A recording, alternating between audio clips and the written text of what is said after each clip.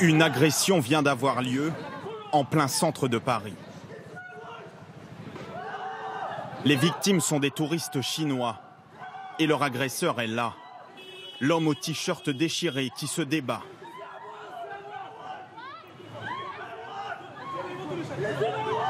Il a tenté de leur voler une montre d'une valeur de 60 000 €.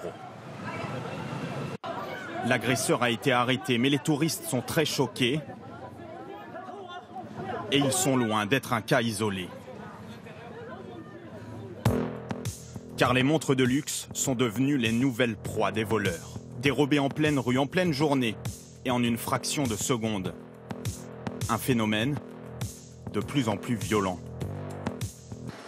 Cet homme qui témoigne anonymement en a fait l'amère expérience il y a 3 semaines. J'en garde encore quelques séquelles ici et ici. Je garde encore quelques séquelles ici au niveau du poignet. En début de soirée, 3 hommes lui dérobent sa montre à 17 000 € à Paris en moins d'1 minute chrono. J'ai été ceinturé dans le dos par une des 3 personnes. Que cette personne, pour me mettre à terre, m'a donné un premier coup de genou dans le dos. Je me suis redressé. Un deuxième coup de genou dans le dos, j'ai fini par m'effondrer. Ils m'ont arraché la montre de mon poignet sans même ouvrir le fermoir. Donc je suis sorti de l'agression avec le poignet en sang. Et pour surtout que je ne me relève pas et que je ne leur cours pas après, ils m'ont donné un dernier coup de pied dans le dos, dans les omoplates. Et dans la capitale, le nombre de vols de montres explose. Une quinzaine de plaintes en 2016-2017 et déjà 30 vols à l'arraché recensés sur les 6 premiers mois de 2018. La montre de luxe devient un bijou parmi d'autres qui essayent d'être dérobés par les délinquants qui passent à l'action, que ce soit à pied ou en 2 roues. Et en période estivale, le phénomène est encore plus important. Avec l'été, les manches courtes, etc., les montres sont beaucoup plus visibles. Donc il suffit de venir et de l'arracher à la personne, soit parfois même par ruse, quelqu'un occupe et ça va encore plus vite. Pour ce propriétaire de montres de luxe à Nîmes, les voleurs avaient même préparé un traquenard. Thomas Bernard avait mis en vente l'une de ses montres sur Internet. Les malfaiteurs n'ont eu qu'à répondre à son annonce. J'arrive sur le lieu du rendez-vous, la personne m'attend sous la pergola, il est déjà assis, il est seul, je me sens en sécurité. Et je me dis qu'il n'y aura aucun souci. Et les voleurs prennent soin de mettre leurs futures victimes en confiance. Il me dit, écoutez, c'est bon, je vous la prends, venez, on va à ma voiture, je vous fais le paiement. On arrive à sa voiture, elle était prête à démarrer en contrebas. Et à partir de là, la voiture, elle démarre à toute allure.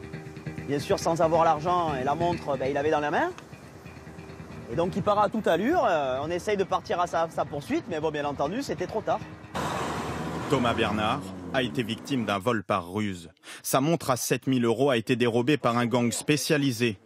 Et aujourd'hui encore, le collectionneur reste traumatisé. Vous voyez, là, on est 1 an après, je m'en suis toujours pas remis. Tu y penses tout le temps. Voilà, tu mets du temps à économiser. C'est des montres qui ont quand même une certaine valeur. C'est des belles objets. Moi, je suis un amoureux, donc c'est des montres qui te tiennent à cœur.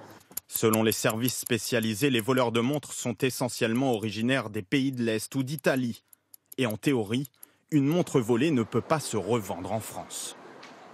Automatiquement dans les magasins, avec les numéros, toutes ces montres sont numérotées. Vous allez être dénoncé à un service de police quand vous allez venir récupérer votre montre. Dans les 48 heures, on pense qu'elle n'est plus sur le territoire national. Les pays de l'Est, la Chine et les Émirats seraient les principaux points de revente de ces montres. Des bijoux généralement écoulés à 50% de leur valeur initiale.